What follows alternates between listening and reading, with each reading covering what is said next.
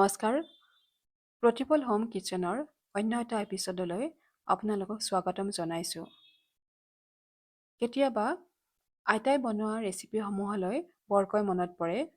সেয়েহে আজি ভাবিলোঁ তেনে এটা ৰেচিপিয়ে আপোনালোকৰ মাজলৈ লৈ আহোঁ বুলি। এই ৰেচিপিবিধ খাবলৈ বৰ টেষ্টি হয়। লগতে ইয়াত যিকেইটা উপাদানৰ প্ৰয়োজন হয় সেই উপাদানসমূহো ঘৰতে অতি সহজতে পোৱা যায়। ৰেচিপিবিধ বনাবৰ বাবে আমি প্ৰথমতে বুটৰ দাইল লৈছোঁ। বুটৰ দাইলৰ পৰিমাণ 200 গ্ৰাম লোৱা হৈছে। এই দাইলখিনি আমি প্ৰথমতে প্ৰায় ৩-৪ ঘণ্টা সময় তিয়াই থৈছোঁ। তিয়াই থোৱা দাইলখিনি ভালদৰে পৰিষ্কাৰ পানীৰে ধুই লৈছোঁ। ইয়াৰ পিছত আমি নাৰিকল লৈছোঁ। ইয়াতে নাৰিকলৰ পৰিমাণ এটা নাৰিকলৰ এফাল লোৱা হৈছে। এতিয়া দাইলখিনিৰ পৰা যাতে পানী আঁতৰি যায় তাৰ বাবে আমি এনেধৰণেৰে এখন চালনীত লৈ লৈছোঁ। ইয়াৰ পিছত দাইলখিনি এটা গ্ৰাইণ্ডাৰত দি দিছোঁ আৰু গ্ৰাইণ্ড কৰি লৈছোঁ। এতিয়া গ্ৰাইণ্ড কৰি লোৱা দাইলৰ পেষ্টটোৰ লগত যিখিনি আমি নাৰিকলৰ পৰিমাণ লৈছিলোঁ সেই নাৰিকলখিনি ইয়াতে দি দিছোঁ। এতিয়া নাৰিকল আৰু বুটৰ দাইল দুয়োটাই আমি পেষ্ট কৰি লৈছোঁ। এইখিনি হৈছে আমাৰ পেষ্ট, য'ত নেকি আমাৰ নাৰিকল আৰু বুটৰ দাইল আছে। এতিয়া ইয়াতে আমি আটা দিছোঁ। আটা আমি প্ৰথমতে আধা কাপতকৈ অলপমান বেছি ব্যৱহাৰ কৰিছোঁ। এতিয়া আটাখিনি দিয়াৰ পিছত ইয়াত ইলাচি গুড়ি দিছোঁ। ইয়াত ইলাচি গুড়িৰ পৰিমাণ আধা চামুচ দিয়া হৈছে। লগতে ঘি দিছোঁ, ঘি এচামুচ দিছোঁ। এতিয়া গোটেইকেইটা উপাদান যাতে ভালদৰে মিহলি হৈ যায় তাৰ বাবে চামুচেৰে এনেধৰণেৰে লৰাই দিছোঁ। এতিয়া আমি পুনৰাই আৰু অলপ আটা দিছোঁ পেষ্টটোত। গতিকে পৰিমাণ হিচাপত ক'ব গ'লে আটাৰ ইয়াতে পৰিমাণ ব্যৱহাৰ কৰা হৈছে 1 কাপ। এতিয়া কিছু সময়ৰ বাবে হাতেৰে মঠি লৈছোঁ আৰু তাৰপিছত ঢাকনেৰে ঢাকি থৈ দিছোঁ। তাৰপিছত প্ৰায় 20-25 মিনিট পিছত আমি ঢাকনিখন আঁতৰাই দিছোঁ আৰু লগতে 2খন হাতৰ তলুৱাত এনেধৰণেৰে ঘি লগাই লৈছোঁ। এতিয়া যিটো আমি দাইল আৰু লগতে নাৰিকলৰ ডো বনাই লৈছিলোঁ সেই ডোটোৰ পৰা নিজৰ প্ৰয়োজন মতে এনেধৰণেৰে লৈ তাক কিছুমান শ্বেপ দিছোঁ। ইয়াত আপোনালোকে দীঘলীয়া শ্বেপো দিব পাৰে নাইবা বল আকাৰতো দিব পাৰে। আমি দুয়োটাই শ্বেপত ইয়াতে বনাইছোঁ।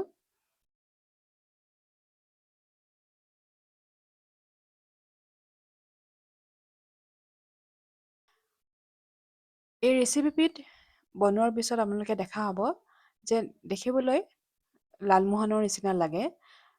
যিহেতু ৰেচিপিবিধ বনাওঁতে তাক যিখিনি উপাদানৰ প্ৰয়োজন হয় সেই উপাদানসমূহো ঘৰতে খুব কম খৰচতে পোৱা যায়।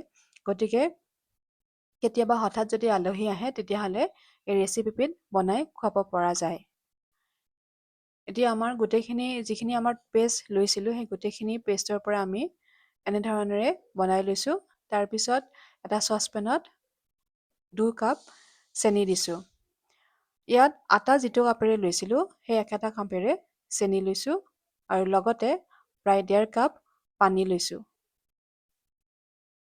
এতিয়া পানী আৰু চেনি চচপেনটোৰ সৈতে বাৰ্ণাৰত উঠাই দিছোঁ আৰু উতলিবলৈ দিছোঁ। লাহে লাহে উতলি আহিছে। এই ৰেচিপিবিধ বনাওঁতে বহুত সময়ৰ প্ৰয়োজন নহয়। দেখিছে ধুনীয়াকৈ উতলি আহিছে। এতিয়া আনটো বাৰ্ণাৰত এটা কেৰাহী লৈছোঁ। কেৰাহীটো যেতিয়া গৰম হৈ আহিছে তাত তেল দিছোঁ। ইয়াত তেল আপোনালোকে ৰিফাইন নাইবা ঘি ব্যৱহাৰ কৰিব পাৰে। এতিয়া গৰম হৈ অহা তেলখিনিত আমি বল আকাৰত যিখিনি বনাই লৈছিলোঁ সেইখিনি প্ৰথমতে দিছোঁ আৰু ইপিঠি সিপিঠি কৰি দি তাক ভাজি আছোঁ। দেখিছে খুব ধুনীয়া কালাৰ হৈছে। এতিয়া ভজা হৈ গৈছে। গতিকে আন এটা পাত্ৰত আমি ইয়াক বাকি লৈছোঁ। এতিয়া আমি যিহেতু দুটা চেপত আমি বনাইছিলোঁ, বল আকাৰত আৰু দীঘলীয়া আকাৰত, গতিকে এতিয়া দীঘলীয়া আকাৰত বনাই লোৱাখিনি ইয়াতে ভাজিবলৈ লৈছোঁ। এতিয়া গোটেইখিনি হোৱাৰ পিছত যিখিনি আমি উতলাই থৈছিলোঁ চেনি পানীত, তাত আমি দি দিছোঁ আৰু কিছু সময়ৰ বাবে বাৰ্ণাৰটো অন কৰি ৰাখিছোঁ। তাৰপিছত আমি অফ কৰি দিছোঁ।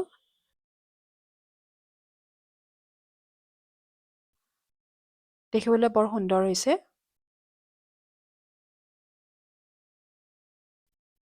এয়াই হৈছে আজিৰ ৰেচিপি।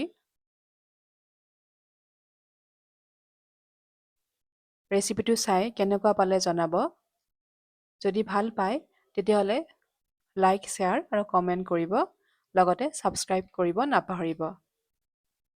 আজিলৈ আহিছোঁ। ধন্যবাদ।